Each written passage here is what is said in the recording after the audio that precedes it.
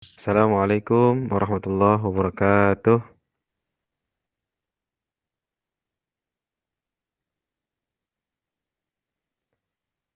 Suara saya masuk? Waalaikumsalam warahmatullahi wabarakatuh.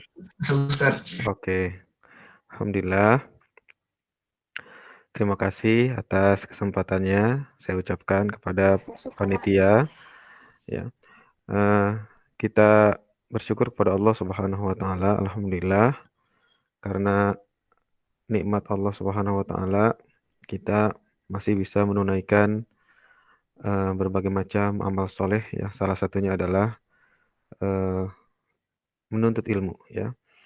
Mudah-mudahan Allah Subhanahu wa taala mencatat semua yang kita lakukan ya, khususnya apa yang kita lakukan saat ini sebagai pahala di sisi Allah Subhanahu wa taala.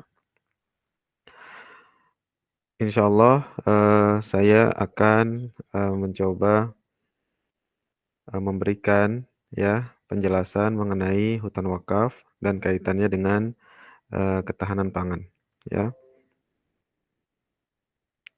Baik, ini slide-nya sudah saya siapkan ya. Tadi saya udah diperkenalkan belum ya?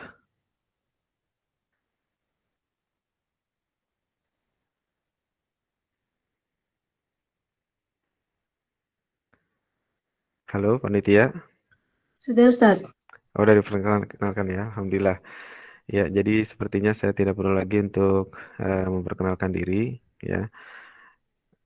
Oke, langsung saja kita ke pendahuluan bahwa kalau kita lihat data ya, peningkatan jumlah penduduk terus terjadi dari waktu ke waktu ya. Dari tahun misalkan 90 kita di dunia ini dihuni oleh sekitar 5 miliar ya, 5,3 miliar eh, manusia gitu. Saat ini 2020 jumlahnya sudah mendekati 8 ya, 8 miliar. Ini menurut UN ya. Dan diprediksi pada tahun 2100 nanti populasi sudah melebihi 10 miliar ya, atau sekitar 11,2 miliar jiwa manusia. Masya Allah ya, penduduk dunia terus bertambah. Itu di dunia. Bagaimana dengan Indonesia? Di Indonesia pun salah satu negara yang cukup tinggi laju pertambahan penduduknya ya. Kalau kita lihat sekarang kita ada di sekitar 200 ya, 60 jutaan ya, mendekati 270 ya.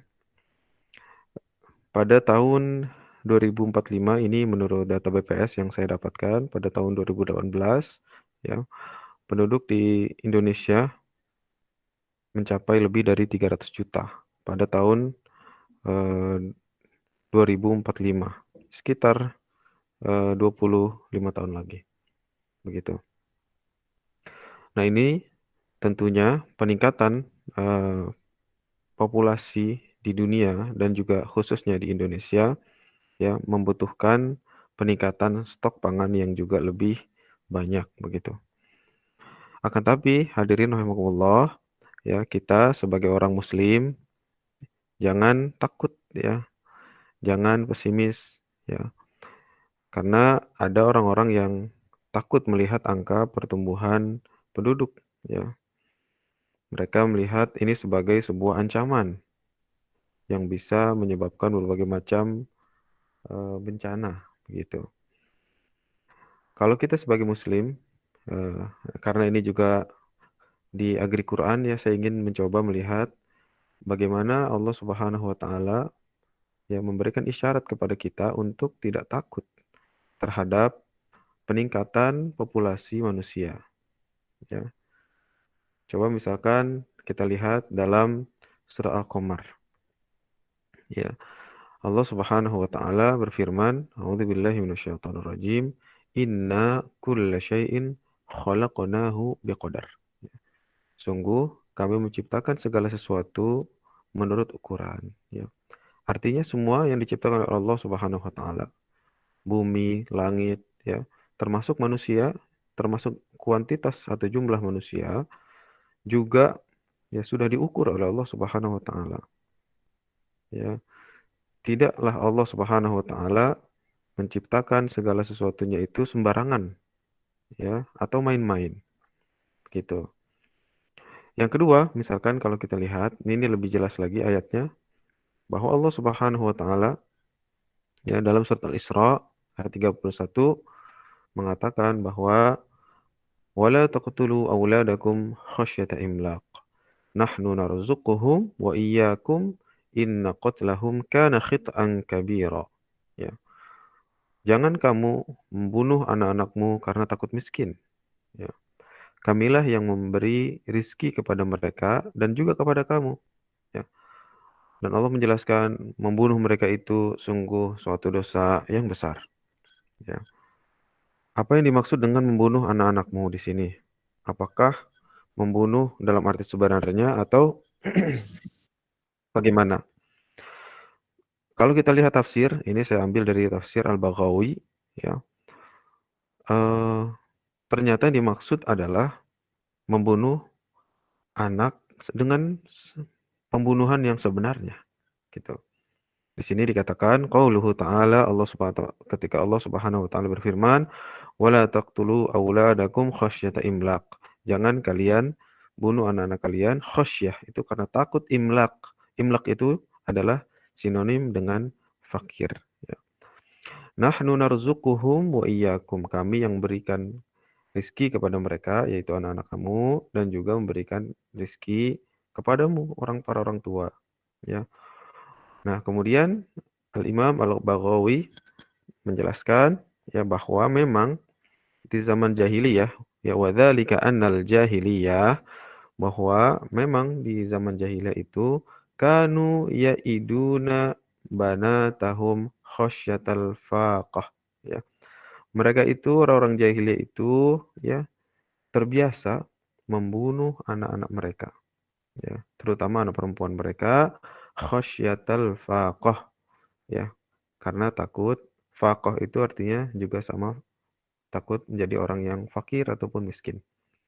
Ya, kenapa anak perempuan? Karena anak perempuan itu di saat dewasa tidak bisa umumnya ya tidak bisa membantu ayahnya atau orang tuanya untuk melakukan perniagaan begitu. Jadi kalau ada anak perempuan biasanya dibunuh. Ya iduna dengan cara pembunuhnya itu dengan cara dikubur dalam keadaan hidup-hidup. Ya. Wa ukhbiru anna rizqahum wa rizqu auladihim 'ala Allah taala. Itu sebabnya Allah Subhanahu wa taala mengabarkan ya bahwa hal itu dilarang dan menegaskan bahwa ya rizki mereka dan rizki anak-anak mereka itu ada di tangan Allah, ya, dijamin oleh Allah Subhanahu wa taala. Nah, ini juga ayat ini menunjukkan bahwa ya kita tidak perlu takut dengan pertumbuhan penduduk itu, ya. Kemudian satu ayat lagi nih karena ini adalah Agri Quran, kita harus coba banyak mengkaji ya Al-Qur'an. Seperti misalnya ya Allah Subhanahu wa taala dalam surat Hud ayat ke-6 ya. Allah Subhanahu wa taala berfirman, "Wa ma min dabbatin fil ardi illa 'ala Allahi rizquha wa ya'lamu mustaqarraha wa mustawda'aha kullu fi kitabim mubin." Ya. Tidak satupun makhluk bergerak ya di bumi melainkan semuanya dijamin oleh Allah Subhanahu wa taala rezekinya. Ya. Kemudian juga Allah Subhanahu wa taala mengetahui tempat kediamannya dan tempat penyimpanannya. Kullun fi kitabim mubin. Semua itu tertulis dalam kitab Lauh Mahfuz. Ya. Hadirin rahimakumullah. Bila saja ya makhluk yang bergerak ya termasuk hewan di sini dijamin rezekinya oleh Allah Subhanahu wa taala, maka apalagi manusia gitu ya.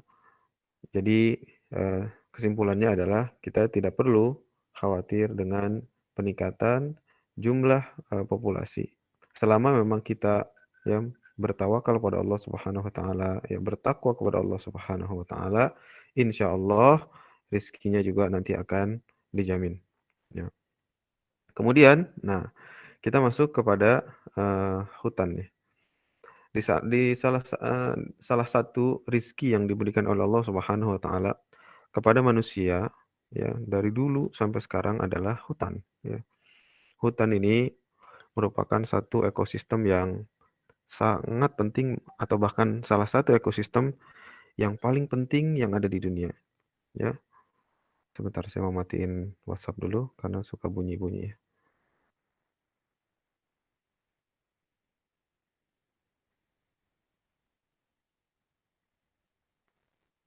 Oke.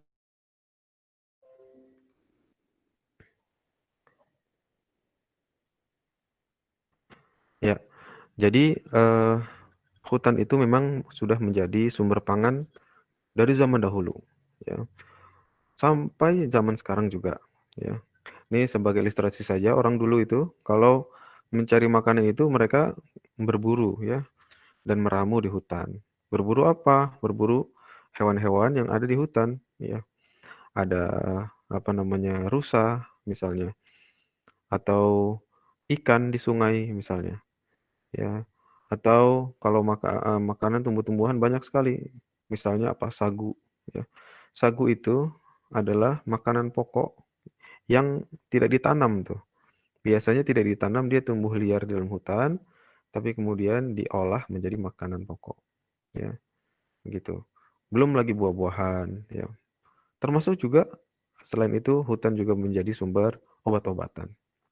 Ya, banyak sekali herbal ya yang bisa dimanfaatkan untuk obat-obatan ataupun juga apa namanya keperluan-keperluan sehari-hari yang lainnya. Nah, jadi hutan itu merupakan satu sumber pangan dari zaman dahulu kala, ya. Termasuk apalagi di Indonesia sebagai negara ketiga yang memiliki hutan tropis terbesar ketiga di dunia setelah Kongo, setelah Brazil dan Kongo. Ya. Nah, bagaimana di saat ini, di saat pandemi kayak begini, ternyata ya hutan juga menjadi sumber pangan di saat darurat.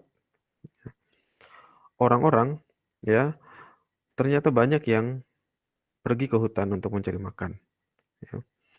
Saya pernah lihat di sebuah video yang dikeluarkan juga kalau tidak salah oleh World Economic Forum juga, bahwa orang-orang di India itu ketika mereka sulit mendapatkan pekerjaan karena memang kehilangan pekerjaan di kota-kota, mereka pulang kampung tuh.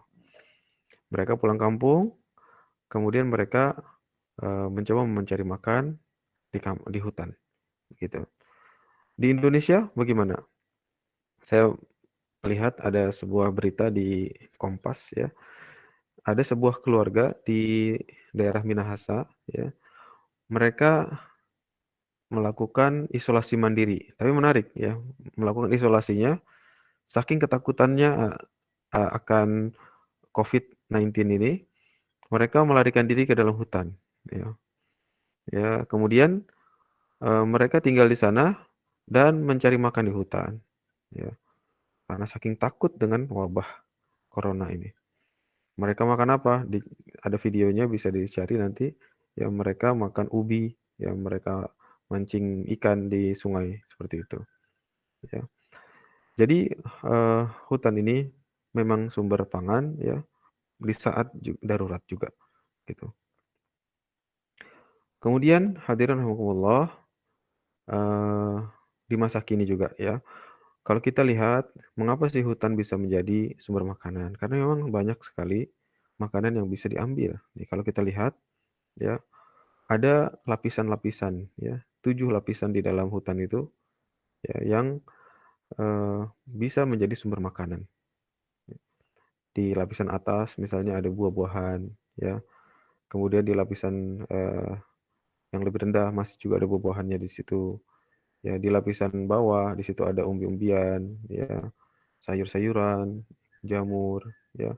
Kemudian juga ada buah-buahan juga yang ada di bawahnya, dan lain-lain sebagainya. Banyak. Ini baru dari tumbuhannya atau tanamannya, belum dari faunanya, ya, yang berupa tadi yang saya sebutkan ikan, ya, kemudian rusa dan lain sebagainya. Nah, dalam konteks SDGs, Sustainable Development Goals, kita lihat bahwa memang hutan ini sudah ditetapkan menjadi salah satu andalan, ya, sumber pangan bagi manusia, ya. Kalau kita lihat di sini, hutan itu, ekosistem hutan mendukung, ya, berperan dalam mendukung tujuan nomor 2 dari SDGs, ya, yaitu ikut menjaga manusia agar tidak kelaparan, begitu. Ya, selain dia juga memiliki fungsi-fungsi yang lainnya, ya, seperti misalnya penyediaan air bersih, ya, biodiversity, kemudian juga tanaman obat, kemudian juga sebagai penyerap karbon, ya, dan juga bisa menjadi sumber pendapatan bagi masyarakat yang tinggal di dalam ataupun di sekitar hutan, gitu. Jadi subhanallah, banyak sekali sumber makanan yang yang kita bisa dapat dari hutan ini. Kalau kita bandingkan dengan misalnya padang pasir gitu, ada tidak makanan di padang pasir? Ada, ya, tapi sangat terbatas, begitu.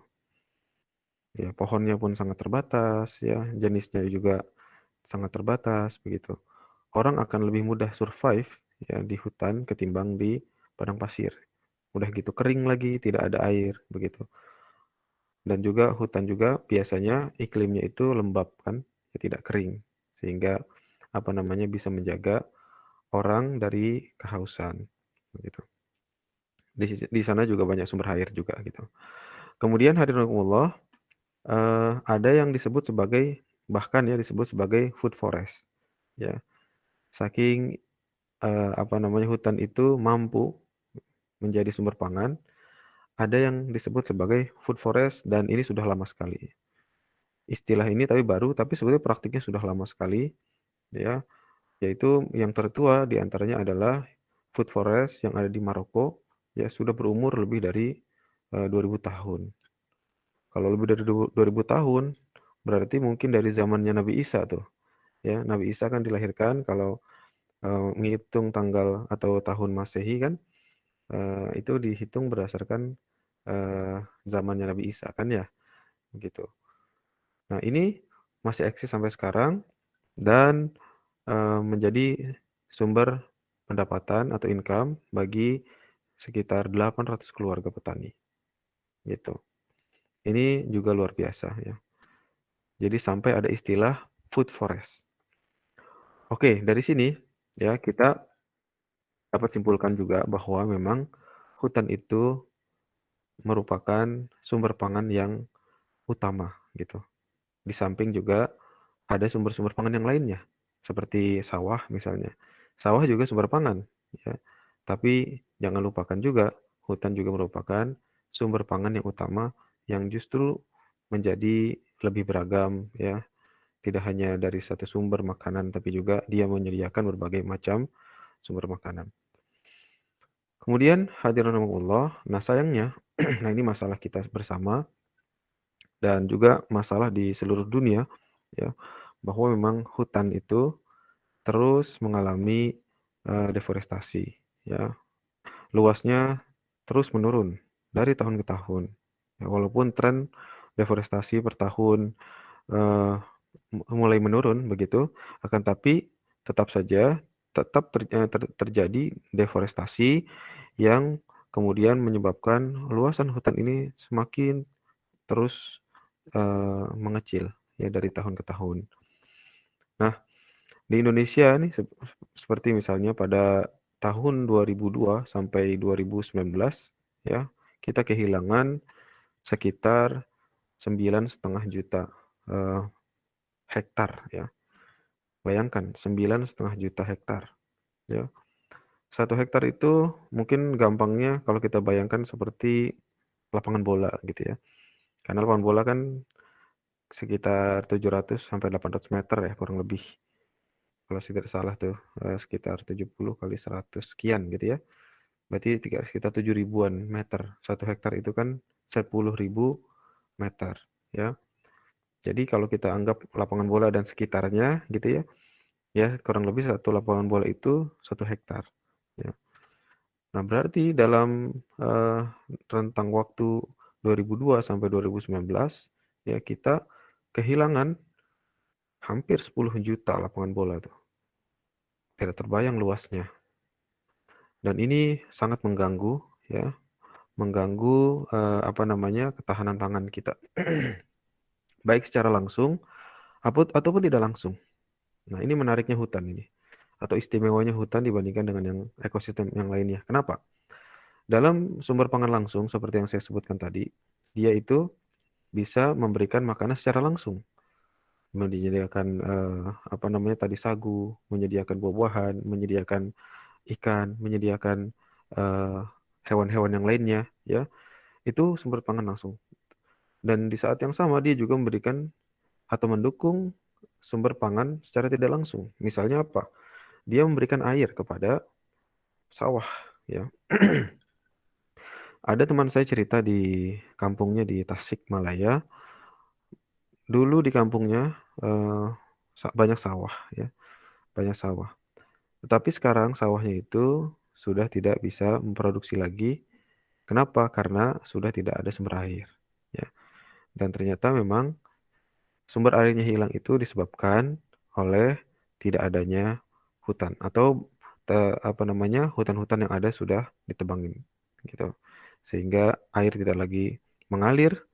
Kita tahu bahwa sawah itu sangat tergantung dengan sumber air. Ya, tidak ada air atau irigasi yang akan sulit dalam menanam padi begitu. Nah, begitu. Jadi deforestasi ini adalah suatu masalah yang harus kita pikirkan bersama-sama dan tentu bukan tugas eh, kita juga, maksudnya bukan tugas kita saja ya, tapi juga tugas semuanya, termasuk tugas pemerintah, khususnya Kementerian Kehutanan ya. Tapi bukan juga berarti tugas mereka saja ya, tugas kita semuanya ya. Nah, di antara yang bisa kita lakukan untuk menjaga hutan kita yang juga merupakan sumber pangan ya, yaitu dengan hutan wakaf ya. Nah, hutan wakaf ini sudah saya tulis sejak tahun lalu ya. Hutan wakaf ini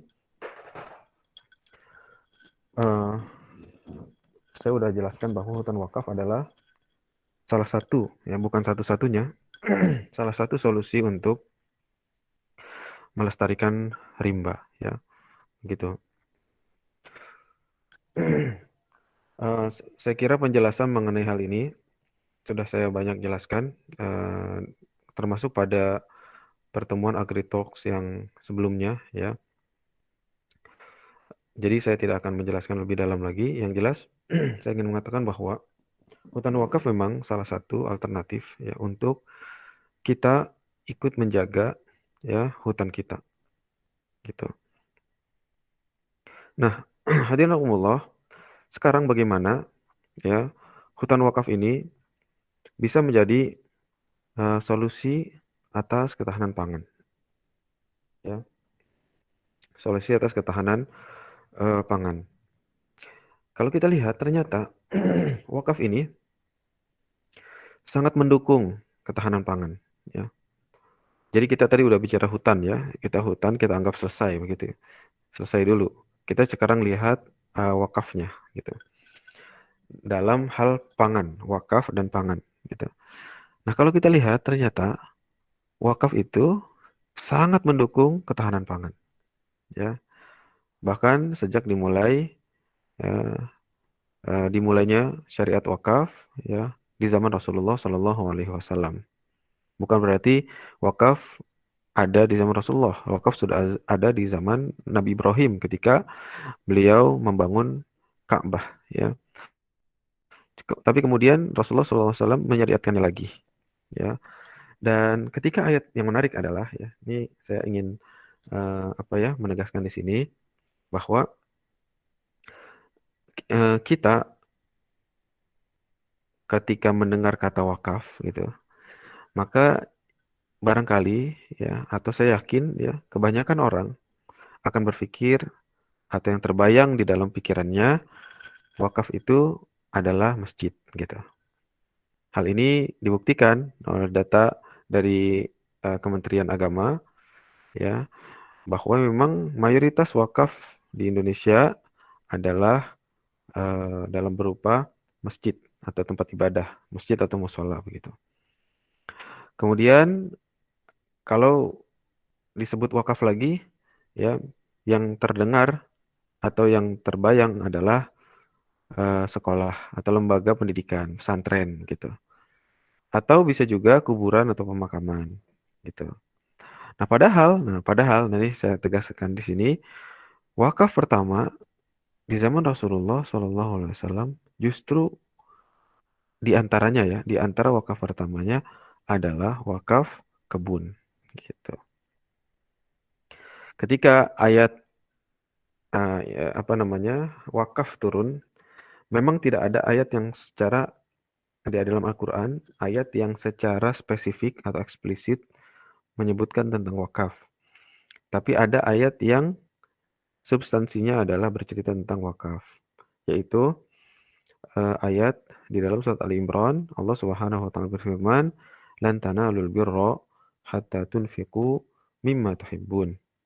Bahwa ya Allah Subhanahu wa taala menyatakan orang itu ya tidak akan sampai kepada suatu level kebaikan ya atau kesolehan yang sempurna sampai dia itu menginfakkan apa yang dia cintai, bukan apa yang dia benci atau bukan apa yang dia tidak suka berminat lagi. Misalnya sedekah baju bekas layak pakai. Nah, ini kebiasaan yang menurut saya kurang bagus. Bukan berarti tidak boleh, boleh.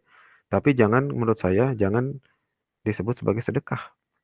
Karena yang namanya sedekah itu atau berbagi itu adalah berbagi sesuatu yang kita cintai, bukan yang sudah kita tidak pakai lagi atau sudah bekas ya. Mungkin kalau sekedar untuk daripada mubazir, nah itu mungkin bisa ya. Tapi kurang pantas kalau disebut itu sebagai sebuah sedekah atau apalagi wakaf gitu. Ya, mencintai sesuatu itulah yang kemudian kita sedekahkan. Itu maksud dari ayat itu ya.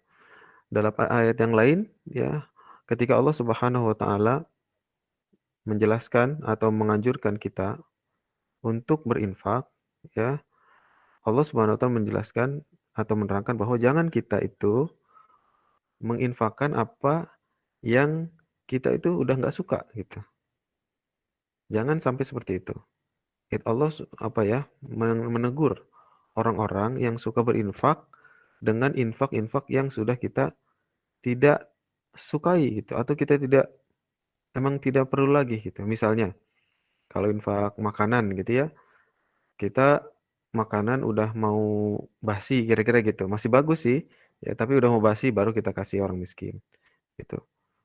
Kasih baju tadi misalnya baju yang sudah nggak layak pakai, udah robek-robek sedikit gitu ya, tapi masih bagus, atau mungkin masih bagus, nggak ada yang robek, tapi warnanya udah mulai pudar gitu, kita udah nggak suka, baru kemudian kita kasih orang. Nah, ini yang kayak gini-gini ya sebetulnya ditegur oleh Allah Subhanahu Wa Taala. Ya, tidak, bukan itu merupakan suatu infak yang bagus ya. Bukan berarti sekali lagi bukan berarti itu tidak boleh ya, boleh saja, mungkin sekedar untuk daripada tidak dipakai atau mubazir ya, gitu. Nah, orang yang betul-betul sempurna keimanannya dan kesolehannya, dia itu justru ya menginfakkan apa yang dia itu paling cintai. Nah, coba kita lihat ayat yang tadi. Lan tanalul birra hatta tunfiqu mimma tuhibbun. Ya, Allah Subhanahu wa taala itu mengatakan kita itu tidak akan sampai kepada kebajikan sempurna sampai kita itu menginfakkan apa yang kita paling cintai. Nah, ketika turun ayat ini, sahabat itu kita tahu mereka adalah umat yang terbaik ya. Kuntum khaira ummatin ukhrijat linnas. Nah, menurut sebagian para ahli tafsir, yang dimaksud dengan khaira ummah di sini atau sebaik-baik umat adalah para sahabat, ya, para sahabat Rasulullah.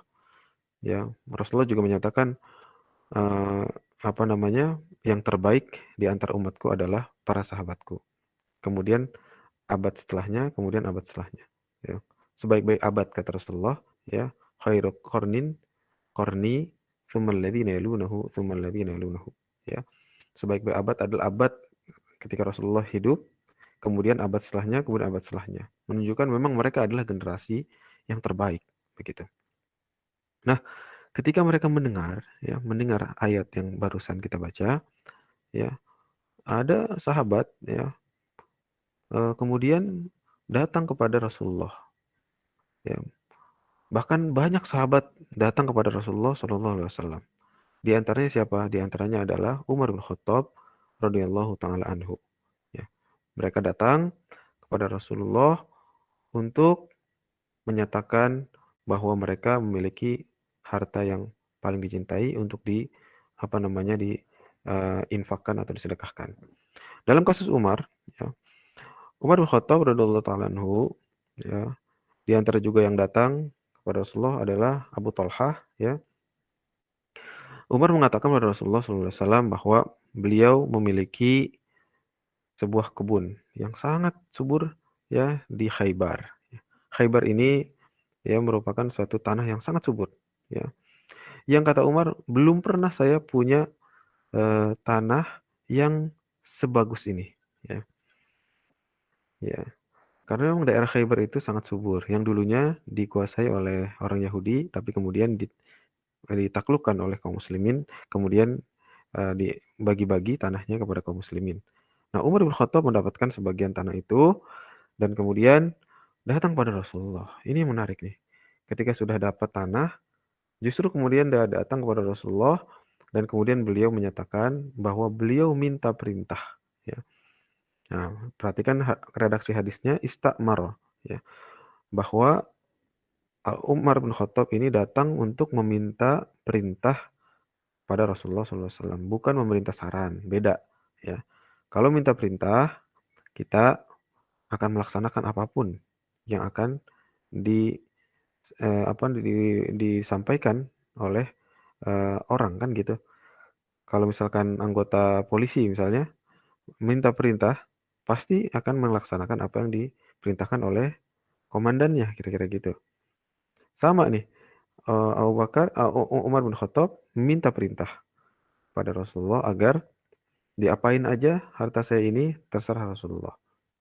Kemudian Rasulullah SAW mengatakan, In syi'ta habbasta al-asla wa tasaddaqta biha. Kalau kamu ingin, wahai Umar, agar harta itu ditahan pokoknya dan disedekahkan hasilnya. Dan ini merupakan awal dari syariat wakaf di masa Rasulullah Shallallahu Alaihi Wasallam. Gitu. Jadi wakaf kebun, ya. Dan kebun itu dikelola secara produktif. Bagaimana pengelolaan setelah diwakafkan? Pengelolaannya sama saja, ya, seperti mengelola kebun seperti biasa. Ya, ditacuk tanam, kemudian dipanen, ya. Kemudian bedanya pas dipanen, ketika kalau sebuah kebun sudah diwakafkan, maka hasil panennya itu, ya, yang tadinya dijual untuk kepentingan pribadi, ya, hasil panennya bisa dibagikan kepada kaum muslimin.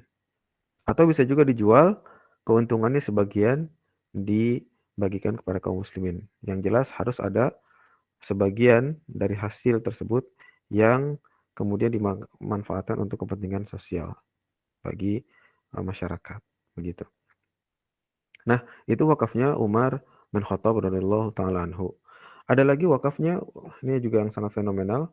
Wakafnya sumur, wakaf sumurnya Utsman bin Affan di Madinah, ya. Beliau membeli sumur ini dari seorang Yahudi seharga sekitar 20.000 dirham, ya. Kalau 1 dirham sekarang 100.000, kurang lebih sumurnya dibeli dengan harga 2 miliar. Ya. Kemudian sumur itu diwakafkan, berikut juga tanah di sekitarnya. Tanah sekitarnya itu karena ada sumber air di situ, ditanami kebun kurma, gitu. Jadi disebut di sini Mazra'ah Bi'r Utsman, ya, bahwa di sini adalah kebun yang dibangun dari sumur atau wakaf sumurnya Utsman bin Affan. Nah, ini juga merupakan dua contoh dari wakaf dua orang sahabat ini, merupakan wakaf-wakaf pertama di masa Rasulullah SAW, ya, yang mendukung ketahanan pangan, gitu. Termasuk ketahanan air, ya, sumber air. Nah, ini luar biasanya wakafnya Utsman itu adalah dia ada sumurnya, ya. Waktu itu kaum muslimin sedang kesulitan air. Sampai-sampai kalau mau beli air ke orang Yahudi itu pemilik sebelumnya, ya, pemilik sumur sebelumnya harus membayar sekitar 1 dinar, ya. Jadi untuk mendapatkan 1 gentong air itu, ya, kaum muslimin harus membayar 1 dinar. Bayangkan, 1 dinar sekarang mungkin hampir sekitar 4 juta kali ya. Karena kan 1 gram sekarang 900.000 lebih, ya. 1 dinar itu 4 gram. Jadi mungkin sekitar 4 juta, ya. Atau menukar air dengan kambing, ya. Dalam film ini kisah ini sudah difilmkan, ya. Di film itu digambarkan bahwa orang kaum muslimin, ya, menukar kambingnya demi segentong air, saking butuhnya air dan saking mahalnya air karena langka, gitu. Nah, kemudian ketika dibeli mereka semua dibagi secara gratis, bahkan gratis, tidak bayar sama sekali. Ini luar biasa, ya, gitu. Dan sumber airnya ini juga dialirkan untuk kebun kurma dan kebun kurmanya juga diwakafkan sampai sekarang. Sampai sekarang, ya, kebunnya masih ada, sumurnya masih ada dan terus mengalir. Nih, subhanallah, masya Allah, berkah, ya. Harta yang diwakafkan ini berkah sekali, masih ada. Dan sebagian hasil panen itu dibagikan kepada kaum muslimin. Nah, sebagiannya lagi dijual. Kemudian hasil penjualannya itu dikumpulkan, dikumpulkan sampai bisa membangun hotel Utsman bin Affan. Ya, sekarang ada hotel Utsman bin Affan, ya, yang kemudian dibisniskan, tapi bisnisnya itu non profit, ya, atau non profit oriented, yang manfaatnya atau profitnya itu dikembalikan lagi kepada kaum muslimin, begitu. Nah, ini contoh-contoh, ya, wakaf untuk ketahanan pangan yang ada di masa Rasulullah SAW, bahkan yang masih eksis juga sampai sekarang. Jadi bisa kita lihat di sini bahwa memang wakaf itu sangat support, ya, sangat mendukung ketahanan pangan masyarakat, gitu. Ini secara secara praktik di masa lalu. Nah, bagaimana praktiknya di masa kini? Nah, di masa kini, ya, wakaf juga sudah mulai dimanfaatkan untuk ketahanan pangan. Contohnya di Gontor, ya, pesantren Gontor, mereka punya ratusan hektar, ya, luas sekali, ratusan hektar tanah sawah, ya. Sawah ini dinyatakan bahwa dapat memenuhi kebutuhan pokok santri, gitu. Jadi sekaligus membantu masyarakat dengan sistem bagi hasil antara nazir dan penggarap sawah. Jadi Gontor mendapatkan wakaf tanah nih dari masyarakat yang dermawan, ya, wakif. Mereka kemudian menyerahkan tanah tersebut kepada pesantren untuk dikelola. Tapi pesantren kan terbatas sumber dayanya. Dia sudah menerima wakaf, tapi terbatas sumber daya. Maka mereka bekerja sama dengan masyarakat. Ya, masyarakat juga diuntungkan karena masyarakat itu tidak memiliki atau kurang memiliki lahan, begitu. Kemudian terjadi kerjasama di situ, masyarakat yang menggarap, ya, status lahannya itu wakaf, dikelola oleh Gontor. Nah, disitulah kemudian ada bagi hasil ketika panen. Sebagian untuk yang menggarap, yaitu masyarakat, dan sebagian lagi diberikan kepada pesantren, ya. Nah, ini juga contoh yang sangat bagus, ya, kaitan dengan wakaf dan ketahanan pangan di masa kini, bahkan sudah ada di negeri kita tercinta, ya, di Indonesia ini. Dan saya kira wakaf pertanian ini juga bagus, ya. Jadi mungkin ini sedikit melenceng tapi nggak apa-apa. Jadi hutan wakaf merupakan suatu ide yang sangat bagus untuk ketahanan pangan, tapi juga bagus juga bila nanti ada hutan atau wakaf sawah gitu ya. Jadi mungkin nanti dua sektor ini kehutanan ya dengan pertanian ini bisa sinergi. Kenapa? Karena eh, tadi seperti yang saya sebutkan, wakaf sawah juga ya biasanya akan kesulitan air kalau misalkan hutannya tidak ada gitu. Jadi nanti bisa dibuat landscape-nya yang bagus ya. Hutan wakaf itu di bagian atas atau hulu, nanti di bagian hilir yang di bawah itu ditanami padi begitu. Jadi ini sangat mendukung ketahanan pangan juga. Jadi wakaf sekali lagi saya tegaskan bahwa sudah terbukti ya, bukan hanya konsep ataupun teori ya. Wakaf sejak dahulu sampai sekarang sudah terbukti bisa mengatasi atau bisa mendukung ketahanan pangan masyarakat gitu. Ya, baik berupa kebunnya, baik berupa sawahnya. Nah, pertanyaan sekarang, kalau praktiknya kan sudah ada kebun, sudah ada sawah, ya, bagaimana dengan hutan? Nah, hutan juga sama aja, gitu. Ternyata ketika, nah, cuma kita memang praktiknya belum banyak, ya. Tapi sudah ada, praktiknya sudah ada, dan kebetulan saya sebagai pengelola hutan wakaf nanti akan cerita sedikit praktik hutan wakaf untuk ketahanan pangan, ya. Nah, wakaf atau hutan itu ya sebagaimana sudah saya sebutkan tadi di awal dapat menjadi sumber pangan dan dia bisa di mix ya dengan sektor yang lain. Misalnya bila kehutanan digabung dengan sektor pertanian, maka dia disebut sebagai agroforestry. Agroforestry itu apa namanya? Memanfaatkan ruang yang tersisa ya untuk di dalam hutan atau bukan tersisa juga, bisa juga didesain dari awal ya. Misalkan dengan mengatur jarak tanam agar bisa mengkombinasikan tanaman kehutanan dengan tanaman pertanian. Contohnya misalkan di sini tanaman jagung ya. Jagung bisa ditanam di sela-sela pohon. Ya, ketika kita menanam pohon, pohon itu kan misalnya pohon apa ya? Pohon mahuni misalnya, atau pohon petai, atau pohon nangka, atau pohon buah-buah yang lain seperti durian ya, eh, cengkeh misalnya atau yang lainnya apapun. Nah, kita bisa menanam di sela-selanya itu pohon jagung. Karena di itu ditanam, dia butuh waktu untuk bisa besar kan. Mungkin baru 2-3 tahun dia baru bisa cukup teduh gitu ya. Apalagi pohon buah ya, dia agak lama gitu. Kalau pohon-pohon yang fast growing spesies seperti sengon ya atau jabon, dia memang dia cepat. Ya, tapi dia diorientasikan kayunya gitu.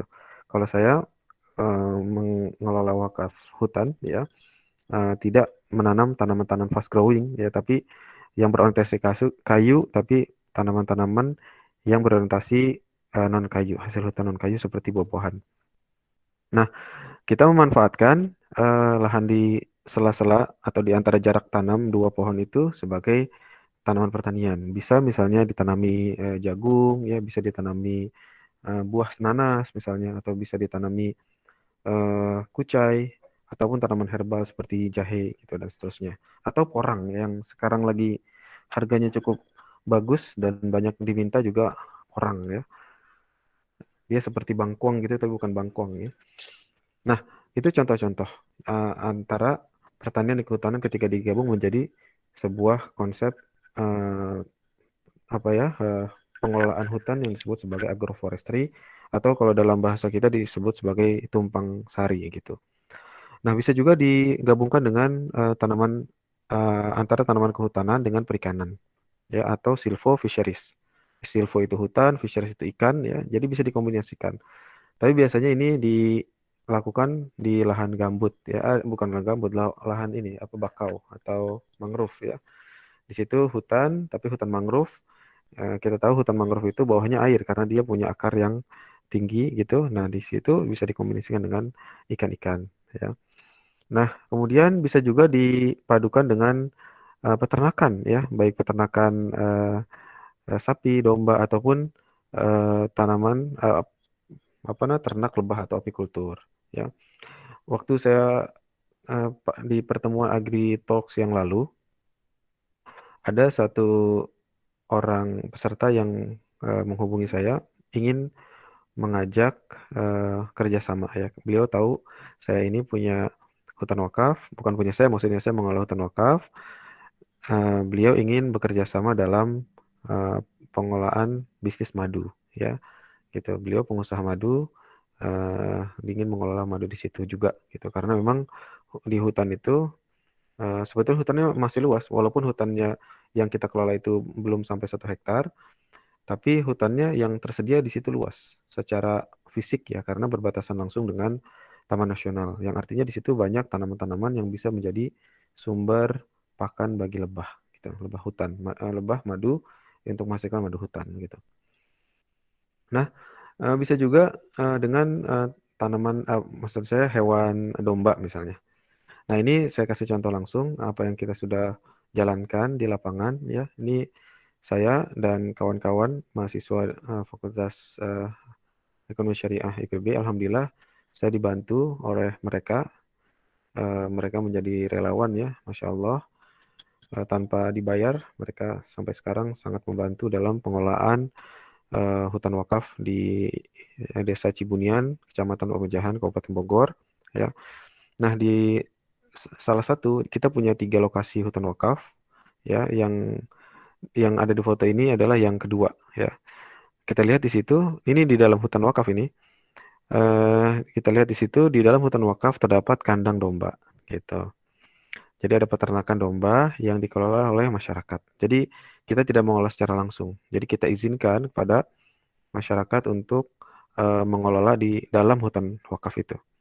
Kalau kita lihat eh, mereka mengelola peternakan tanpa mengganggu hutannya. Karena saya sudah memberikan apa namanya apa ya, semacam peraturan kepada siapapun peternak ya yang ingin berusaha di dalam hutan wakaf, maka saya berikan 2 syarat ya. Yang pertama ya, syaratnya eh, tidak boleh mengganggu hutannya. Kalau kita lihat di sini di foto ya, kandangnya itu diupayakan tidak menebang pohon ya.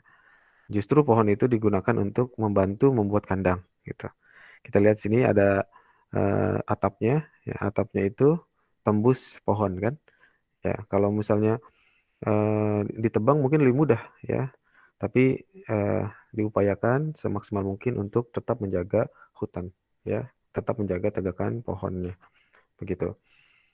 Dan yang syarat yang kedua adalah ketika nanti ada apa namanya hasilnya seperti tadi Gontor ya, mereka dalam kasus eh, apa namanya pertanian atau sawah ya, mereka yang menggarap petani lokal ya, kemudian nanti ketika ada hasil panennya dibagi ya.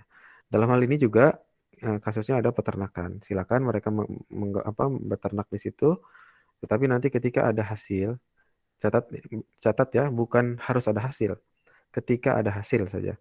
Ketika memang nanti berhasil ya, panennya bagus atau ternaknya bagus, tumbuh sehat, kemudian dijual khususnya pada musim Idul Adha bulan depan insya Allah, maka nanti harus ada sebagian keuntungan yang di-share kepada pihak pengelola ya.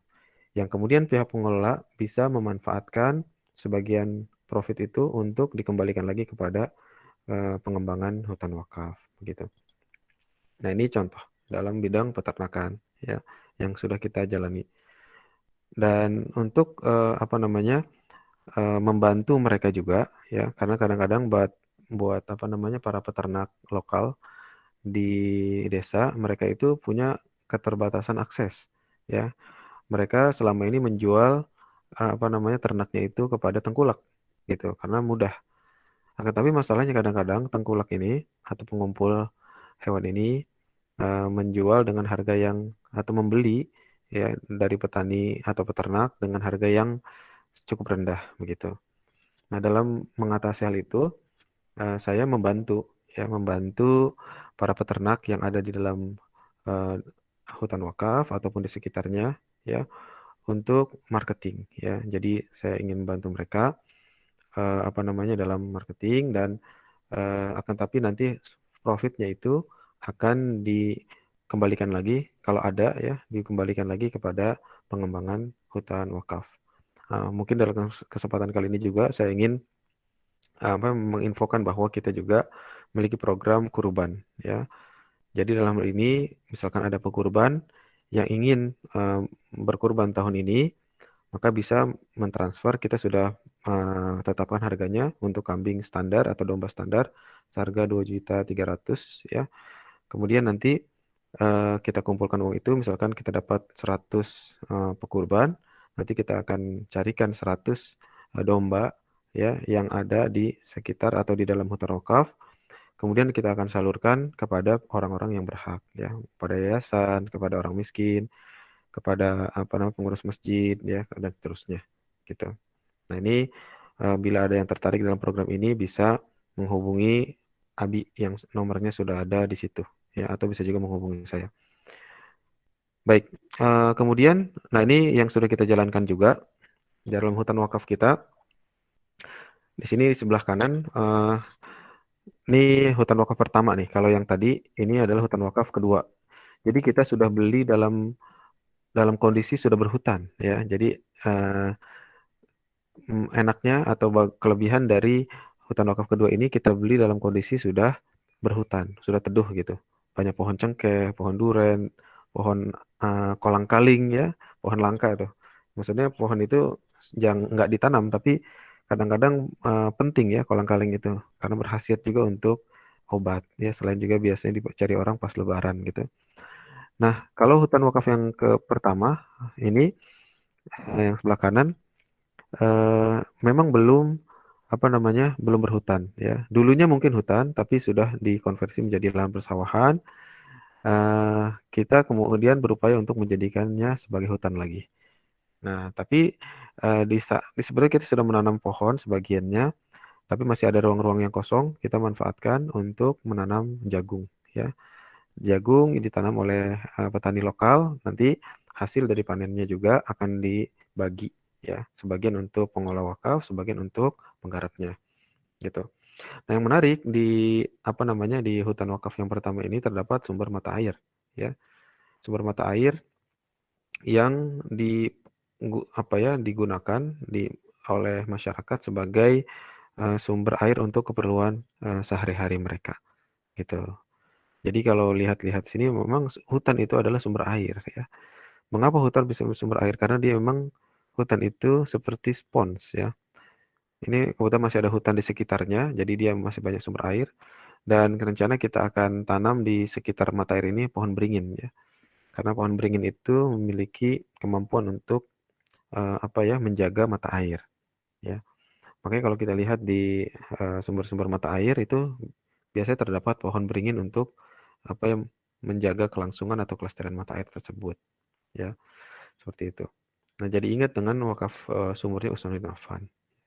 Dan ternyata hadirin kalau kita lihat di beberapa tempat di Jawa Barat, khususnya di Sukabumi, ada masyarakat-masyarakat yang tadinya kaya dengan air ya.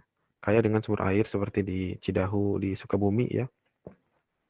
Itu dulunya adalah desa yang sangat kaya dengan sumber mata air. Akan tapi ketika datang perusahaan-perusahaan besar seperti Aqua ya, kita sebut saja lah karena sudah bukan rahasia umum lagi ya, dan ini juga sudah ada film dokumenternya di YouTube. Ketika masuk Aqua, kemudian masuk Pocari Sweat, ya masuk Yakult, Kerating Deng ke situ, itu mereka menyedot air, dan tidak hanya itu mereka juga menutup sumber-sumber mata air untuk digunakan bagi keperluan produksi gitu. Sehingga masyarakat yang tadinya bebas mengakses air menjadi terbatas ya. Yang tadinya kaya air tinggal sumber-sumber mata air yang sangat sedikit dan itu juga tidak bersih gitu. Kesian. Nah, itulah wakaf pentingnya. Kalau saya lihat kisah Cidahu tadi mirip dengan kisah ketika di zaman Rasulullah ketika orang-orang sulit air ya. Ketika itu ada suatu pengusaha yang memang sangat kapitalis ya, mereka ingin mengambil harta masyarakat dengan sumber daya yang dia punya gitu. Karena kalau kapitalis kan seperti yang sudah kita sering dengar, atau sering kita pelajari di waktu SMP atau SMA ya, dengan keuntungan atau dengan modal yang sekecil-kecilnya untuk mendapatkan keuntungan yang sebesar-besarnya. Jadi begitu logikanya. Jadi tidak peduli, pokoknya kalau kamu mau harus bayar, kalau enggak ya sudah, gitu. Nah, wakaf ini ya kebalikan dari kebalikan dari sistem kapitalis. Kalau kapitalis itu dia itu ingin berusaha memiliki sebanyak-banyaknya, ya.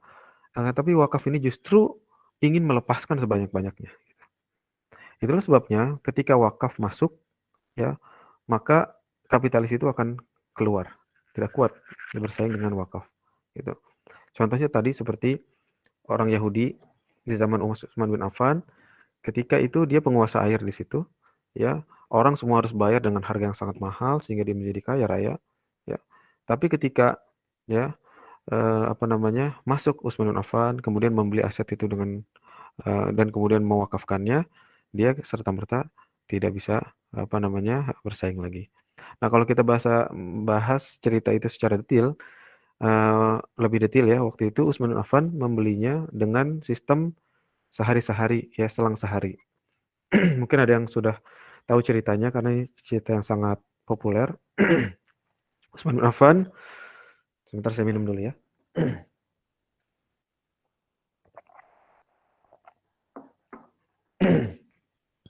Ya, Utsman bin Affan membelinya sehari selang gitu. Jadi misalnya hari Senin punya Utsman, Selasa punya orang Yahudi, ya. Rabu punya Utsman, Kamis punya orang Yahudi lagi, begitu. Karena kalau beli full langsung di awal orang Yahudinya tidak mau, gitu. Karena dia lagi panen, ya, panen dari apa yang dia punya. Tapi ketika dibeli Utsman dengan cara tersebut, ya, dan ternyata di luar dugaan Utsman bin Affan menggratiskan air, ya, menggratiskan air pada hari gilirannya Utsman. Kemudian kaum muslimin mengisi gentong-gentong mereka untuk kebutuhan 2 hari. Hari itu dan hari besoknya. Karena besoknya kalau mau air mereka harus bayar. Jadi diisi yang penuh supaya besok tidak perlu ambil air lagi. Nah, ketika masuk giliran orang Yahudi, ternyata mereka tidak orang Yahudi tersebut kesepian ya, nggak ada orang yang mau beli lagi karena orang sudah kecukup air. Tuh. Akhirnya mau nggak mau mereka menjual, orang Yahudi itu tersebut menjual kepada Utsman bin Affan dengan dengan penuh begitu. Nah, ini menyebabkan menunjukkan bahwa kapitalis itu tidak bisa bersaing dengan wakaf nanti gitu. Nah, kaitan dengan mata air ini saya ingin menjelaskan juga ya, insya Allah tidak akan dikomersialisasi ya untuk dijual ya, tapi akan terus dibiarkan untuk sumber mata air bagi masyarakat di situ. Ya, mencontoh ya apa yang dilakukan oleh sahabat yang mulia Utsman bin Affan radhiyallahu taala anhu. Dan ini kaitan dengan tema kita ya, sumber pangan. Kita akan alirkan air ini sebagai support ya, support sawah misalnya. Atau bagi orang-orang yang ingin mengembangkan hutan juga. Ya mungkin nanti bisa disedot airnya, kemudian dialirkan kepada lahan-lahan yang membutuhkan air. Gitu. Jadi hutan ini selain sebagai bisa berfungsi atau berperan sebagai pendukung langsung atau penghasil pangan secara langsung, ya, hutan juga dengan ekosistem dan manfaat ekologinya, ya dia bisa mendukung ketahanan pangan, ya, secara tidak langsung dengan misalnya menjadi sumber air, ya, sumber air dan juga sumber yang juga sekarang menjadi isu adalah ini, hutan itu kan tempat para serangga ya, tempat tinggal para serangga. Dan kalau kita lihat ya, pembuahan tanaman itu dibantu oleh serangga. Ketika serangganya kehilangan tempat tinggal, hutannya dibabat misalnya, dia kehilangan tempat tinggal dan dia akan mati. Ketika serangga mati, maka pembuahan yang yang diperlukan ya oleh serangga, yang biasa dilakukan oleh serangga itu tidak terjadi sehingga mengganggu juga hasil panen. Nah ini. Jadi memang hutan ini sangat mendukung ya, baik langsung secara tidak langsung terhadap ketahanan pangan. Begitu juga ya bagi apa namanya pakan ya, sebagaimana yang sudah saya jelaskan juga tadi tentang hutan peternakan, hutan wakaf yang di dalam peternakan.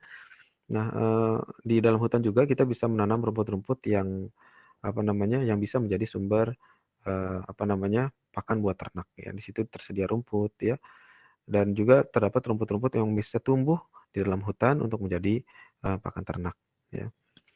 Nah, kalau dalam kasus contoh yang tadi, misalnya dalam yang ini rumputnya diambil dari hutan, kemudian apa namanya, nanti kotoran hewannya atau kohe ya, kohenya ini dijadikan pupuk ya, untuk dikembalikan kepada hutan, gitu. Jadi di situ ada siklus, ya ada siklus yang apa namanya, saling menguntungkan ya. Hewan dapat rumput, ya hutan mendapatkan pupuk, sehingga hutannya juga semakin subur, begitu. Baik, nah terakhir, sebelum terakhir, wakaf ini tadi sudah saya jelaskan pentingnya wakaf untuk menjaga kelestarian hutan, ya, dan juga wakaf untuk mendukung apa namanya ketahanan pangan, ya. Dan kenapa harus wakaf ya? Karena wakaf ini dia bisa lebih menjamin kelestarian hutan, ya. Karena dia dilindungi oleh dua hukum, yaitu dua hukum negara dan hukum agama. Gitu. Ini yang membedakan. Mungkin kalau ada hutan-hutan negara itu hanya dilindungi oleh hutan negara. Misalkan ada hutan dalam kawasan taman nasional. Dia hanya dilindungi oleh hukum negara gitu. Tetapi kalau ada hutan wakaf, maka dia selain dilindungi oleh hukum negara, karena ada undang-undang khusus tentang wakaf ya. Undang-Undang 41 nomor 41 tahun 2004 tentang wakaf. Ya. Di situ jelaskan bahwa siapa yang menjual, menggadaikan atau mengubah alih fungsi ya dari wakaf ya, memindah tangankan kepada pihak lain, maka itu juga termasuk termasuk dalam tindakan pidana yang bisa dikenai denda sampai 500 juta dan atau penjara ya paling lama 5 tahun. Gitu. Itu hukum negaranya ya. Dan sebetulnya hukum negara ini tentang tidak boleh mengalih fungsikan atau mengalih tangankan, pindah tangankan wakaf ini diturunkan dari hukum fikih sebetulnya. Jadi hukum fikih yang sudah diadopsi oleh hukum negara. Ya.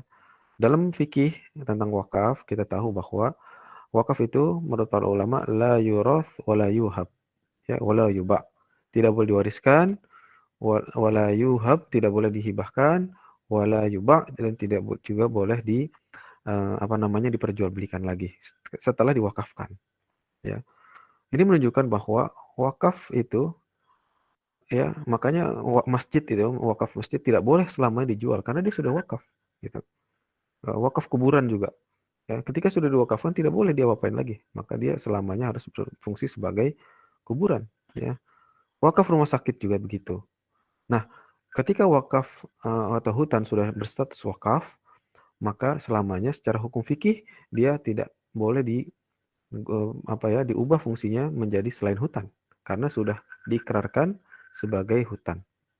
Ya, bahwa dia dicampur dengan peternakan, pertanian itu boleh selama tidak mengganggu fungsi utamanya sebagai hutan. Atau juga kalau di tempat kami di hutan wakaf itu kita bangun saung ya sebagai tempat pendidikan informal bagi anak-anak. Ya, itu juga diperkenankan selama tidak mengganggu hutannya.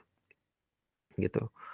Nah, itu dalam hukum fikih dan begitu juga dalam hukum negara ya tidak boleh ya. Sudah ditetapkan sanksi dan hukum pidananya gitu. Jadi intinya bahwa wakaf ya akan menjamin atau wakaf atau hutan yang berbasis wakaf akan lebih terjamin kelestariannya gitu. Nah, sebagai kesimpulan ya kita sudah bahas tadi bahwa hutan itu adalah sumber pangan ya. Dan juga wakaf itu adalah pendukung ketahanan pangan, ya, sudah terbukti, ya, baik secara teori ataupun secara praktiknya dari dulu hingga kini, dan asetnya juga harus abadi. Dan sampai sekarang kita juga masih menemukan, ya, wakaf-wakaf yang masih eksis. Oleh sebab itu, hutan wakaf, ya, bisa kita katakan bahwa hutan wakaf adalah sebagai sumber pangan yang lebih continuous, lebih sustainable, lebih lestari, begitu, insya Allah. Jadi oleh sebab itu, ya, saya mengajak teman-teman yang ada di sini, ya, untuk juga mendukung program hutan wakaf, gitu, karena dia merupakan suatu program yang saya kira sangat realistis dan bisa kita lakukan bersama-sama, gitu. Bagaimana cara mendukung hutan wakaf? Bisa mendukung program hutan wakaf yang sudah ada, atau bisa juga kalau memiliki kemampuan untuk membuat atau membangun hutan wakaf sendiri di tempatnya masing-masing. Bila butuh bantuan, misalnya bagaimana caranya, ya, silakan mungkin bisa ditanyakan kepada kami sebagai orang yang sudah duluan, ya, duluan membangun hutan wakaf. Insya Allah ada pengalaman-pengalaman yang bisa di-share. Biasanya pengalaman ini juga kita share di dalam akun IG kami di Hutan Wakaf Bogor. Begitu yang bisa saya sampaikan. Kurang lebihnya saya mohon maaf. Wabillahi taufiq wal hidayah. Wassalamualaikum warahmatullahi wabarakatuh. Waalaikumsalam warahmatullahi wabarakatuh. Alhamdulillah, jazakallah khair buat Ustaz Khalifah. Alhamdulillah dapat lebih banyak ilmu dan inspirasi ya dari diskusi sebelum materi tadi. Jadi kita udah dalami. Dan sekarang masuk sesi tanya jawab. Izin saya membacakan pertanyaan. Mungkin nanti langsung dijawab ya Ustaz. Baik. Pertama di Elvano Rizda. Assalamualaikum, mau bertanya, apakah kita dapat bergabung jadi salah satu bagian dari hutan wakaf? Misalkan kita ingin gagas hutan wakaf di lingkungan atau daerah kita sendiri, apakah bisa dibantu? Ya, ini sudah saya jelaskan barusan saja. Saya justru sangat senang bila ada kawan-kawan ya yang ingin membuat hutan wakaf di tempatnya masing-masing. Kenapa? Karena dengan begitu, ya, hanya dengan seperti itulah pertumbuhan hutan wakaf itu akan semakin cepat, gitu. Kalau saya kerjakan sendiri, ya kemampuan saya terbatas kan, gitu. Kita juga timnya juga masih terbatas, ya, sumber dananya juga terbatas, gitu. Oleh sebab itu saya ingin jadi yang kita lakukan sekarang sebetulnya hanya contoh saja, ya. Jadi silakan diterapkan di tempatnya masing-masing. Kalau butuh bantuan, bagaimananya bisa nanti insya Allah diskusi, ya. Berdiskusi bagaimana caranya, begitu. Silakan menghubungi kami, gitu. Ya, seperti itu aja. Baik.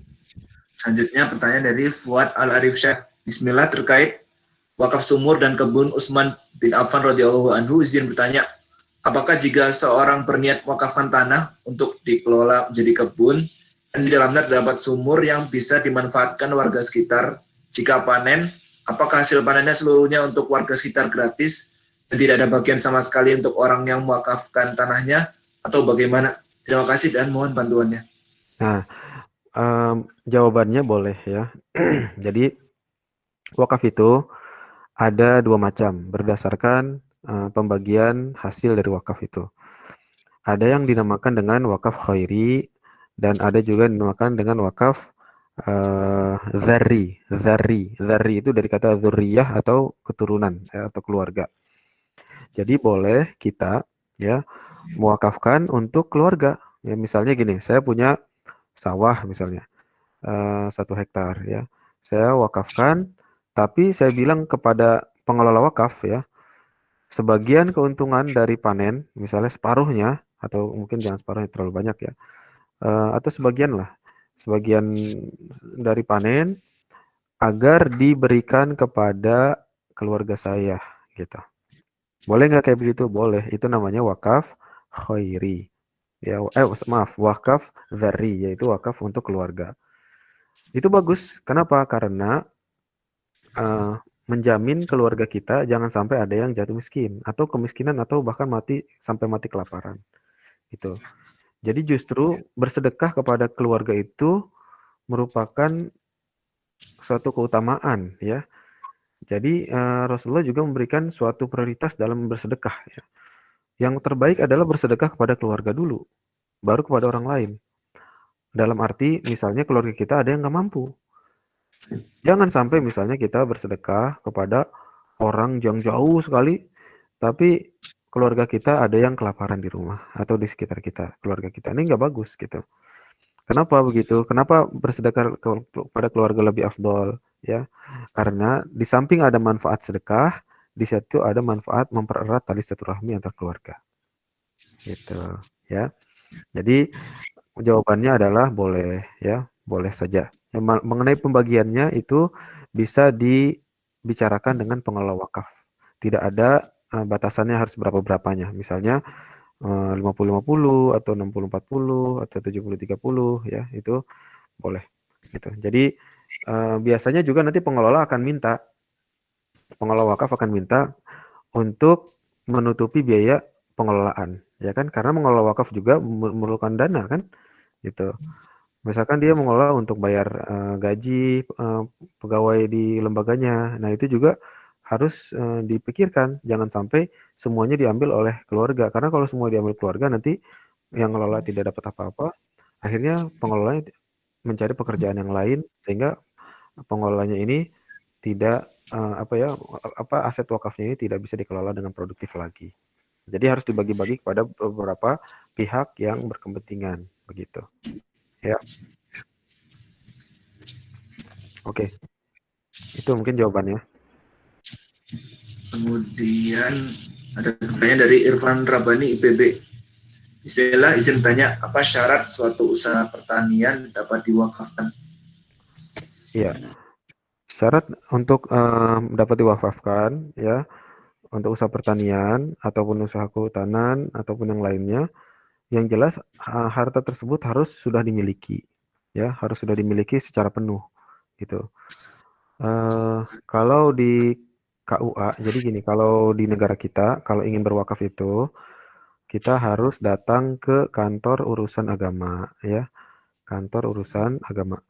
Jadi KUA itu bukan hanya tempat untuk urusan pernikahan, tapi juga merupakan tempat untuk melangsungkan akad atau serah terima wakaf dari wakif atau orang yang berwakaf kepada nazir atau pengelola wakaf, gitu, ya. Jadi nanti akan dimintain tuh syarat-syaratnya. Nah, di antara syarat yang paling penting untuk dipenuhi adalah bukti kepemilikan aset tersebut. Ya, kalau misalkan usaha pertanian, maka bukti atau usaha pertanian yang dimaksud dengan mungkin lahan ya, lahan pertanian, sawah misalnya, maka yang akan diminta pasti oleh pegawai di KUA itu adalah bukti kepemilikan tanah. Ya, bukti kepemilikan tanah yang sudah atas nama wakif atau wakif itu orang yang berwakaf. Ya. Kalau misalkan masih belum atas nama orang yang berwakaf, maka nanti pasti akan diminta untuk diselesaikan dulu proses balik namanya, gitu. Gitu. Nanti karena kalau misalkan kadang-kadang gini dalam praktiknya orang yang berwakaf itu dia secara agama sudah membeli ya, sudah sah itu milik dia ya, lahan pertanian itu. Tapi secara hukum negara dia belum karena belum balik nama gitu. Maka dalam hal ini harus ya dibalik nama dulu atas nama yang bersangkutan untuk kemudian dia bisa mendaftarkan atau datang kepada KUA untuk mengkonversi status lahan tersebut dari kepemilikan pribadi menjadi wakaf. Begitu. Tentu ada syarat-syarat yang lainnya, tapi saya kira yang barusan saya sebutkan itu merupakan syarat yang paling penting ya. Kemudian dari Ivona Aisyah, jika tanah pertanian yang diwakafkan, lalu jika ada hasil maka dibagi dua. Apa bedanya dengan sistem bagi hasil konvensional yang biasa kita kenal dan bukan kemitraan antara pemilik lahan dengan petani penggarap? Bagus ini pertanyaannya. Bedanya adalah status tanahnya, ya. Status tanahnya, kalau yang konvensional atau yang belum diwakafkan, maka status tanahnya itu masih milik pemilik lahan, gitu. Yang mungkin 10 tahun lagi dia pengen ganti menjadi pemukiman, misalnya udah rame di situ, dia pengen bikin kontrakan gitu ya, atau kos-kosan atau ruko, itu boleh gitu, nggak ada masalah. Akan tapi kalau wakaf, ketika sudah ditetapkan sebagai wakaf pertanian atau wakaf kehutanan, maka selama-lamanya tidak boleh diubah lagi statusnya menjadi eh, apa namanya peruntukan yang lainnya gitu. Jadi lebih lestari gitu. Contoh seperti wakaf Utsman bin Affan. Dulu diwakafkan dalam bentuk sumur dan perkebunan kurma gitu. Maka coba kita lihat udah 15 abad hampir ya. Sudah hampir 1500 tahun, bayangkan. Statusnya masih sumur dan masih kebun kurma. Luar biasa itu. Gitu. Luar biasa. Dan itu tidak boleh di Utsman bin Affan tentunya boleh punya anak kan. Anaknya juga punya anak lagi, punya anak lagi, punya anak lagi. Udah puluhan generasi ya. Puluhan generasi dari beliau. Tapi ternyata tidak ada yang berani menjualnya ya. Kalau dalam konvensional nanti kalau yang pemiliknya sudah meninggal, sudah wafat, ahli waris akan membagi tuh, bagi-bagi harta waris. Nanti akan digunakan sesuai dengan kehendak ahli waris. Dia mau jadi apa terserah, dia mau jual juga boleh gitu. Tetapi kalau sudah wakaf, seperti wakaf gontor tadi yang wakaf pertanian, maka tanah wakaf itu selamanya akan digunakan untuk keperluan wakaf. Ya, tidak boleh dijual, tidak boleh dihibah, tidak boleh diwaris, dan peruntukannya itu harus sesuai dengan ikrar wakaf. Ikrar wakaf itu pernyataan wakaf atau request wakaf dari wakif atau orang berwakaf dari awal. Ketika diperuntukkan untuk hutan, maka selamanya untuk hutan. Ketika diperuntukkan untuk pertanian, selamanya untuk pertanian. Gitu. Nah, jadi apa namanya? Kalau di apa ya? Makanya ya kalau di komunitas hutan wakaf Bogor yang kita kelola, kita punya tagline ya. Tagline kita adalah hutan sampai kiamat insya Allah ya. Hutan sampai kiamat insya Allah. Kenapa bisa begitu? Kita berani begitu karena kita yakin bisa gitu. Mungkin kita berapa puluh tahun lagi meninggal ya, atau mungkin besok lusa meninggal gitu. Tapi insya Allah ketika kita itu sudah mewakafkan, kita apa namanya, kita kasih transfer knowledge kepada generasi setelahnya ya, maka insya Allah akan dikelola sebagai wakaf sampai hutan wakaf sampai seterusnya begitu. Kalau misalnya ya, coba kita lihat ya, di zaman dahulu yang administrasi belum rapih lah seperti sekarang, yang administrasi belum rapih saja ya, belum ada komputer ya, belum ada apa namanya, kertas juga masih susah gitu ya. Belum ada apalagi apa namanya, internet begitu. Tapi ternyata aset wakaf tuh bisa lestari gitu, bisa terjaga gitu. Apalagi sekarang udah ada BPN, Badan Pertanahan Nasional, udah ya, dengan metode konvensional yang masih jadul ya istilahnya dulu, wakaf bisa bertahan sampai 15 abad, bayangin. Ya, wakaf Al-Azhar Mesir, ya Mesir itu punya wakaf yang fenomenal, wakaf dalam pendidikan ya, kampus Al-Azhar Kairo itu adalah wakaf tuh. Itu sudah 1000 tahun tuh.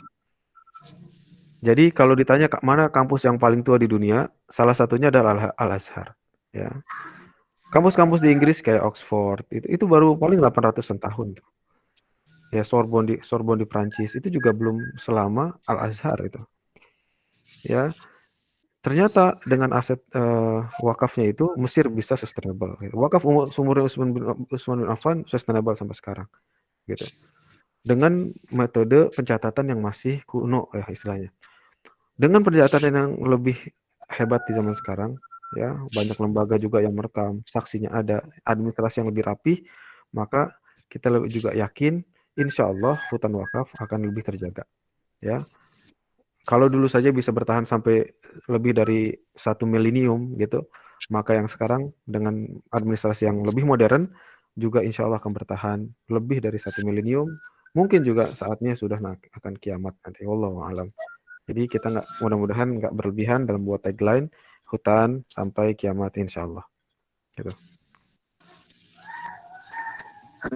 Terima kasih Ustaz. Kemudian dari Fuad Al-Arif Syah lagi, apakah wakaf sumur dan kebun sahabat Utsman bin Affan termasuk wakaf dzari ya Ustaz? Tidak, dia termasuk wakaf khairi. Ya, kenapa? Karena diwakafkan untuk seluruh kaum muslimin. Apa itu wakaf khairi? Wakaf khairi itu adalah kebalikan dari wakaf dzari. Kalau dzari kan khusus untuk keluarga kan ya.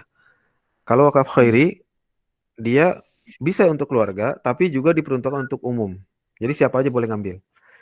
Maka kalau kita baca kisahnya ketika Utsman bin Affan membeli tahap pertama itu 11.000 dirham.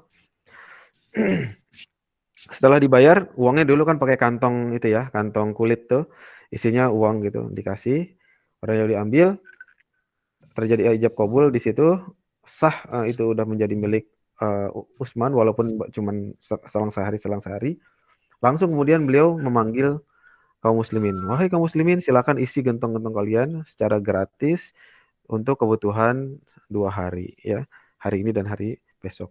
Nah, ini menunjukkan bahwa wakaf Utsman bin Affan itu adalah wakaf khairi, yaitu untuk kepentingan umum ya, untuk kepentingan kaum muslimin secara umum. Ya, mungkin itu. Baik.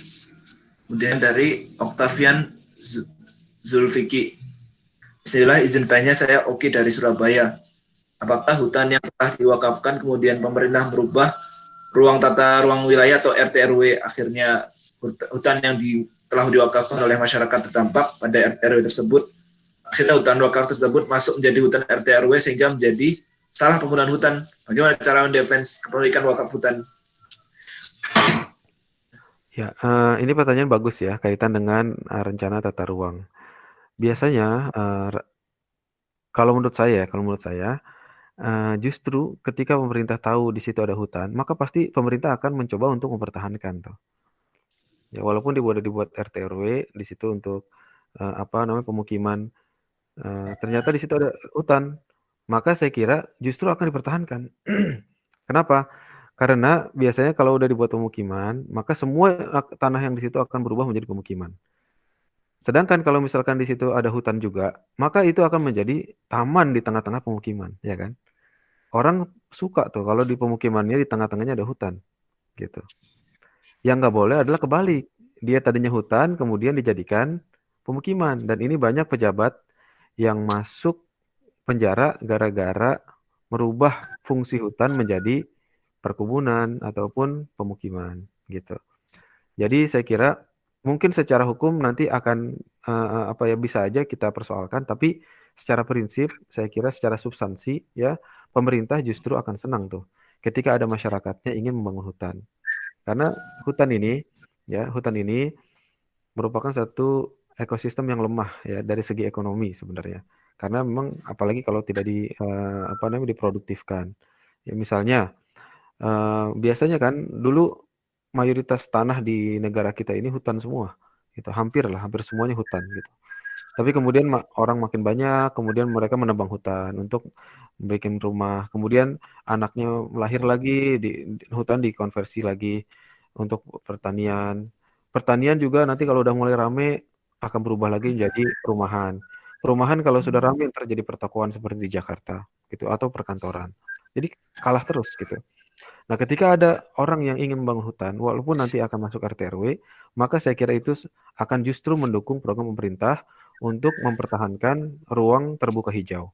Ya, setahu saya ruang terbuka hijau menurut undang-undang itu sekitar 30% ya dari wilayah. Ya, jadi seperti di Jakarta misalnya, sekarang ruang terbuka hijau di Jakarta itu belum sampai 20%. Kalau nggak salah sekitar 13%. Ya. Jadi butuh hutan yang lebih banyak begitu di Jakarta itu. Jadi sekarang saya pernah ketemu dengan orang dinas dinas pertamanan di Jakarta, dinas pertamanan Jakarta.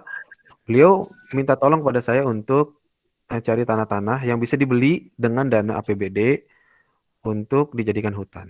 gitu. Bayangin, ya kan? Menunjukkan bahwa hutan itu justru akan mendukung RT RW. Ya, yang tadinya udah pemukiman aja, yang udah rame gitu, untuk memenuhi amanat undang-undang bahwa RTH atau ruang terbuka hijau dalam berupa taman ataupun hutan kota ya, itu dibutuhkan 30% supaya apa namanya hutan itu menjadi atau kota itu menjadi nyaman ya. Karena ternyata berdasar penelitian ya, hutan itu bisa memberikan kesehatan kepada warga gitu. Karena hutan itu menyerap oksigen ya kan ya, menyerap bukan oksigen, menyerap karbon dioksida dan mengeluarkan oksigen ya, menurunkan temperatur ya. Coba misalkan masuk Singapura ya, saya sering sekali ke Singapura karena saya punya travel juga, jadi saya sering berkunjung ke Singapura. Di sana kita lihat ditanami banyak sekali pohon-pohon gitu. Walaupun di situ padat sekali, sampai jarang sekali, 80% lebih orang Singapura itu tinggal di apartemen karena terbatasnya lahan. Nggak ada, jarang sekali ditemukan rumah-rumah ya, kecuali orang yang sangat kaya ataupun pejabat gitu. Itu apa namanya? eh Diupayakan bagaimanapun juga tetap menjadi hutan-hutan gitu. Banyak hutan kota ya, dan juga ditanami tanaman-tanaman yang apa namanya bisa menyerap karbon dengan kuat seperti misalnya tanaman terembesi, pohon ya, pohon terembesi itu secara riset menurut guru besar Fakultas Kehutanan IPB, Profesor Endes, beliau melakukan penelitian pohon-pohon mana saja yang apa namanya paling kuat menyerap karbon. Ya, di antaranya ternyata yang paling kuat ya adalah pohon terembesi ya atau ki hujan ya bahasa lokalnya. Itu ditanami banyak sekali di sepanjang jalan di Singapura tuh. Supaya menurunkan apa namanya emisi, di sekaligus juga bisa menurunkan temperatur dan apa namanya pemanasan ya gitu. Jadi apa ya? Jangan khawatir ya, jangan khawatir akan bertabrakan dengan RT RW. Saya kira pada akhirnya nanti justru pemerintah akan berterima kasih terhadap masyarakat yang berinisiatif untuk membangun hutan ya. Kalaupun skenario terburuk hutan wakaf yang sudah dibangun ternyata harus diubah peruntukannya, misalnya bisa saja, dan ini dimungkinkan juga berdasarkan undang-undang, misalnya ya, untuk keperluan yang sangat mendesak seperti pembangunan jalan, ya. Misalkan dia udah bangun jalan lurus gitu, jalan tol misalnya, tahu-tahu ada hutan wakaf di tengahnya, ya nggak mungkin jalannya jadi belok dikit kemudian lurus lagi, nggak mungkin. Maka hutan wakaf itu ada untuk kepentingan yang lebih umum, yang lebih luas, boleh dipindahkan. Catat ya, bukan dijual ya, tapi dipindahkan gitu. Kalaupun dijual, uangnya dibelikan di tempat yang lain gitu. Menunjukkan bahwa hutan wakafnya akan tetap eksis walaupun pindah kepemilikannya. Tapi itu pun harus ikut prosedur yang cukup panjang. Izinnya itu ke BWI, ke Kementerian Agama karena sudah tercatat sebagai statusnya sebagai wakaf gitu ya. Oke, itu pertanyaan yang tentang RT RW. Sekarang yang terakhir. Ya, yang terakhir dari saya Ahmad Baryo Aryawan dari Fakultas Peternakan Universitas Halu Oleo Kendari, Sulawesi Tenggara. Mohon izin bertanya kembali, apakah hutan wakaf juga bisa diambil kayu untuk mebel dan bahan penelitian? Bagaimana prosedur pembahannya? Syukran wa jazakallah khair. Ya, ya pertanyaannya bagus ya kaitan dengan hasil hutan ya. Hasil hutan itu ada dua, ada hasil hutan kayu, ada hasil hutan non kayu. Nah, menurut para ahli-ahli kehutanan, hasil hutan kayu itu ternyata hanya 5%. Bayangin, 5% dari manfaat hutan. Ya. Jadi dengan mengambil kayu itu, sebenarnya kita ibarat kalau tadi sumber pangan ya, apa ya, mengambil manfaat dengan menghancurkan pabriknya, kira-kira gitu. Ya, ibarat ngambil madu, mengambil sarang-sarangnya sekalian, nah gitu. Ya udah, ntar kalau mau dapat madu lagi harus nunggu lagi lama kan gitu. Oleh sebab itu, saya tidak rekomen ya membangun hutan wakaf untuk perkayuan gitu. Karena manfaat hutan itu yang jauh lebih besar daripada manfaat kayu adalah manfaat justru hasil hutan non kayu. Seperti yang sudah sebutkan tadi di awal, dia ada untuk apa namanya? Obat-obatan, sumber pangan, di situ ada sumber air, di situ juga ada apa namanya? banyak ya. Tadi saya dalam poin SDGs itu, misalnya di sini ya untuk penurun climate change ya, membantu penyerapan karbon, kemudian juga biodiversity, plasma nutfah dan seterusnya dan seterusnya. Jadi banyak sekali manfaat hutan. Ya, ketika kita ambil kayunya, ya, maka manfaat-manfaat tersebut ya hilang, kecuali kita hanya mendapatkan kayunya aja, gitu. Tapi kalau ditanya boleh tidak boleh, boleh nggak? Maka jawabannya sebetulnya boleh saja. Ya, tapi saya tidak rekomen. Kenapa saya bilang boleh?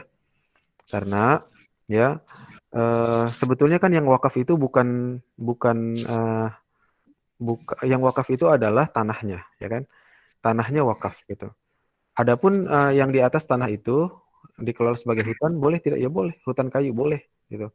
Ada satu contoh, walaupun saya belum pernah ketemu langsung dengan narasumber, tapi saya mendapatkan dari seorang ahli atau pakar ekonomi syariah di bidang wakaf juga.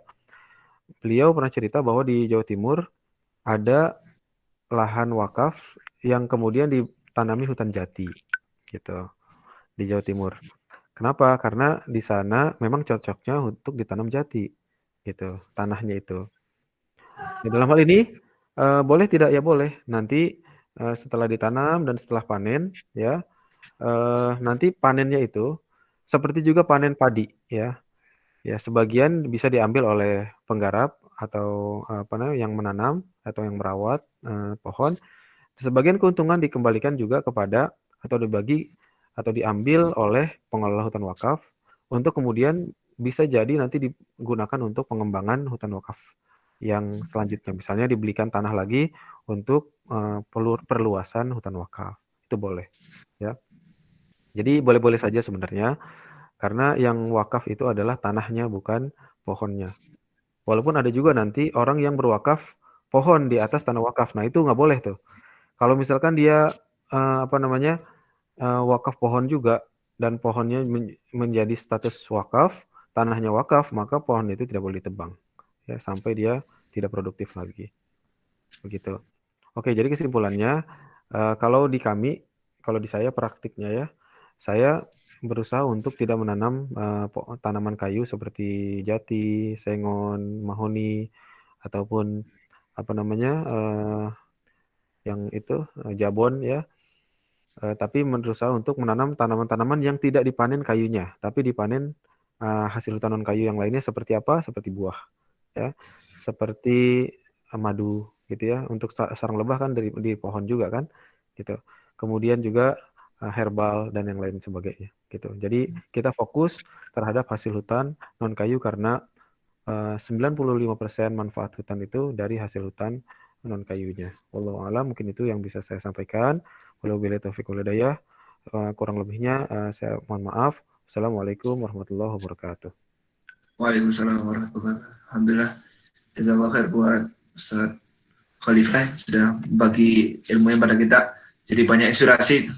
Dari tadi udah diawali dengan diskusi kecil ya antara kita audiens soal hutan apa, wakaf itu apa, terus mandukannya bagaimana. Alhamdulillah sekarang jadi banyak inspirasi. Sebelum tutup dan foto bersama, Ustaz ada closing statement yang singkat sebelum kita ada foto bersama dengan audiens. Ya mungkin tadi terima kasih atas semua perhatiannya dan saya mohon maaf bila ada yang kurang berkenan, dan bagi siapa yang ingin mengembangkan hutan wakaf di tempatnya masing-masing silakan menghubungi saya, atau bagi siapa yang ingin berkontribusi dalam mengembangkan hutan wakaf yang kami bangun juga dipersilakan.